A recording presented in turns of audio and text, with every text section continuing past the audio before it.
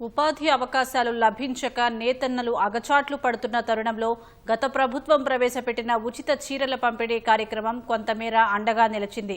అదే బాటలో నడుస్తున్న కాంగ్రెస్ ప్రభుత్వం రాబోయే దసరా పండుగ కానుకగా చీరల పంపిణీ కార్యక్రమాన్ని వేగవంతం చేస్తోంది. దాదాపు 65 లక్షల మంది మహిళలకు చీరలు అందించేందుకు సిద్ధమవుతుంది. ఒక్కో మహిళకు 2 చీరలు ఇచ్చేందుకు తెలంగాణ సర్కార్ నిర్ణయించింది. ఇందుకోసం 1,30,00,000 చీరలు అవసరం కానుండగా వాటన్నింటినీ రాష్ట్రంలోని నేత కార్మికులతోనే తయారు చేయించాలని ప్రభుత్వం నిర్ణయం తీసుకుంది. ఈ పథకం కోసం 318 కోట్ల రూపాయలు మంజూరు చేసింది. రాష్ట్రంలో 32,000కు పైగా మరమగ్గాలు ఉండగా సుమారు 10,000 కార్మికులు పనిచేస్తున్నారు. రాష్ట్ర ప్రభుత్వం మహిళల కోసం ఈ ఏడాది దసరా పండుగకు ప్రత్యేకంగా ఉచిత చీరల పంపిణీకి సిద్ధమవుతోంది. రాష్ట్ర వ్యాప్తంగా 65 లక్షల మంది మహిళలకు 2 చీరల చొప్పున పంపిణీ చేయాలనే లక్ష్యంతో ఈ కార్యక్రమాన్ని చేపట్టింది. 2017లో ప్రారంభమైన చీరల పంపిణీ కార్యక్రమం ఆనవాయితీగా కొనసాగుతూ వస్తోంది. ముఖ్య పండుగలలో ఒకటైన బతుకమ్మ సందర్భంగా 18 ఏళ్లు నిండిన ప్రతి ఆడబిడ్డకు ప్రభుత్వాలు చీరలు పంపిణీ చేస్తూ వస్తున్నాయి. ఈ నేపథ్యంలో నాణ్యతతో కూడిన వస్త్రాల్ని అందించాలనే సంకల్పంతో ప్రభుత్వం చర్యలు తీసుకుంది. ఏప్రిల్ 2025లో ప్రారంభమైన ఉత్పత్తి ప్రక్రియ ఇప్పటికే వేగంగా సాగుతోంది. మొత్తం 64,70,000 చీరల్ని తయారు చేయాలని లక్ష్యంగా పెట్టుకున్నారు.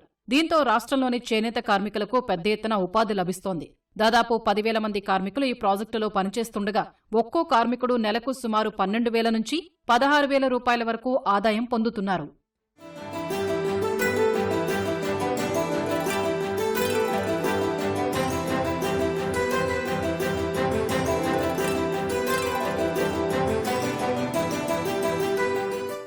గత ప్రభుత్వం చేపట్టిన చీరల పంపిణీ పథకంలో కొన్ని విమర్శలు వచ్చాయి.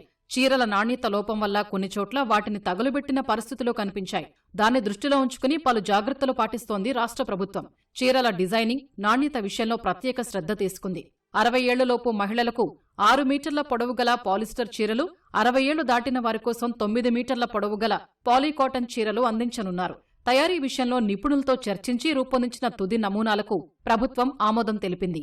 మేము దీనికి ఆడోళ్ల నుంచి మొదలుకొని పిల్లలు మరి కార్మికులు వీళ్ళందరూ కలిసి చేస్తేనే ఆ చీర తయారవడానికి ఎంత సమయం పడుతుందో ప్రభుత్వం కూడా గ్రహించాలి. దానికి సరి అయినటువంటి పారితోషికం ఇవ్వాలి. ఇచ్చినప్పుడే మీ ప్రభుత్వానికి గాని మాకు గాని మేము సర్వదా ఎల్లవేళలా ఎంతో రుణపడి ఉంటామని తెలియజేసుకుంటున్నాం. ఒక 4 సంవత్సరాల క్రితము ఒక 50 రూపాయలున్న మార్దండ, చెమ్డ, రస్సి, బబ్బరు, జాలలు, ఊసెలు దీనికి సర్వత్రా అంటే చెప్పుకుంటూ పోతుంటే ఒక 100 అయితే ఇది ఒక ఈ లూమ్ నడుస్తుంది. మాకు కొసకు మిగిలేదు ఏం లేదు. ఇప్పుడు నెలకు 10,000, 15,000, 12,000 ఈ కార్మికునికి వస్తున్నాయి. కార్మికునికి వస్తే ఏమున్నది, 6 నెలలు చేస్తుండు, 6 నెలలు అంటుండు, మళ్ళీ చివరికి మిగిలేదు గదే గతి అన్నట్టు ఉన్నది మాది. కాబట్టి మీరు కూడా ఆలోచించండి. దయచేసి ప్రభుత్వం మాకు మా చేనేత వాళ్ళను బాగా వెనుకకు నెట్టేసిండ్రు. దయచేసి ఇక చివరిసారిగా చెప్పేది ఏంటంటే మాకు 10 నెలల పని కల్పించండి. చీరల పంపిణీలో గ్రామీణ ప్రాంతాల్లో 48 లక్షల మంది మహిళలు, పట్టణ ప్రాంతాల్లో 17 లక్షల మంది స్వయం సహాయక సంఘాల మహిళలకు లబ్ధి జరగనుంది. ప్రతి జిల్లాలో పంపిణీ సమర్థంగా జరిగేలా చేనేత శాఖ చర్యలు తీసుకుంటోంది. ఇందులో భాగంగా ఇటీవల సిరిసిల్లలో జరిగిన థ్రిఫ్ట్ ఫండ్ చెక్కుల పంపిణీ కార్యక్రమంలో స్త్రీ స్వశక్తి చీరల్ని మంత్రి తుమ్మల నాగేశ్వరరావు ఆవిష్కరించారు. అక్టోబర్లో దసరా కానుకగా పంపిణీ చేసేందుకు సన్నాహాలు చేస్తున్నారు. దసరా నాటికి పంపిణీ కార్యక్రమాన్ని పూర్తి చేయాలనే ఉద్దేశంతో అధికారులు కృషి చేస్తున్నారు. ఇప్పటికే తయారైన చీరల్ని మండలాలు, జిల్లాల వారీగా నిల్వ చేస్తున్నారు. సిరిసిల్లలో చేపడుతున్న వస్త్ర ఉత్పత్తి జోరుగా సాగుతోంది. కానీ 60 ఏళ్లు దాటిన వారి కోసం ఇచ్చేందుకు తయారు చేస్తున్న 9 మీటర్ల చీరలు దసరా నాటికే పూర్తి స్థాయిలో అందుబాటులోకి వచ్చే అవకాశం లేదని నేత కార్మికులు తెలిపారు. డిజైన్ ఖరారులో ఆలస్యం, గతేడాది ఆర్డర్ లేకపోవడంతో మగ్గాల మరమ్మతులు చేపట్టేందుకు సమయం పడుతోందని కార్మికులు పేర్కొన్నారు.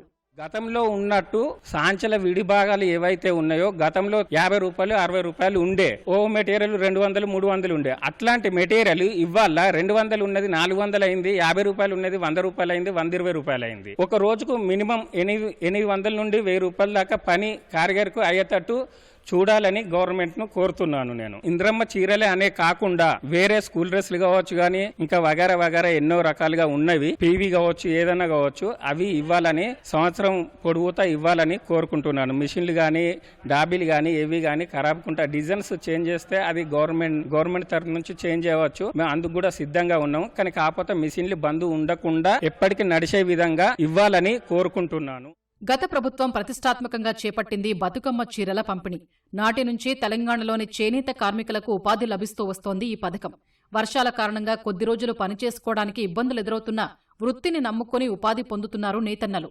బతుకమ్మ పండుగ సందర్భంగా చీరల పంపిణీ చేపట్టడం ద్వారా వేల మంది నేతన్నల జీవితాల్లో వెలుగులు నిండాయి.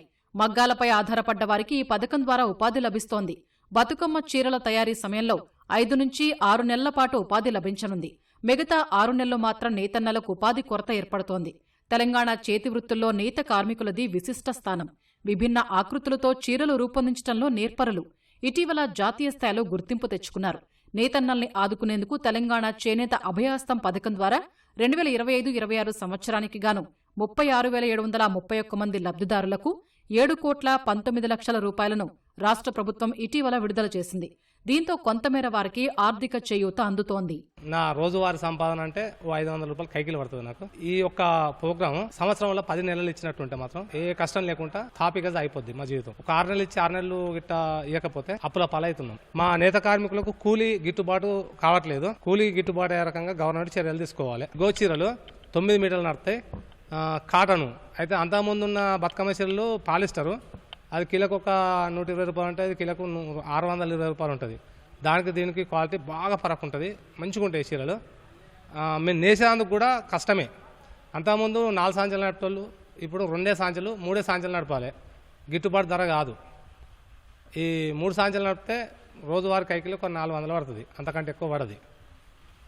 పోతే ఈ మన నేత కార్మికులకు అనుకూలంగా కూలి గిట్టుబాటు అయ్యే ధరంగా గిట్టుబాటు అయ్యేటట్టు ఇవ్వాలని చెప్పేసి విన్నపం మా గవర్నమెంట్కి.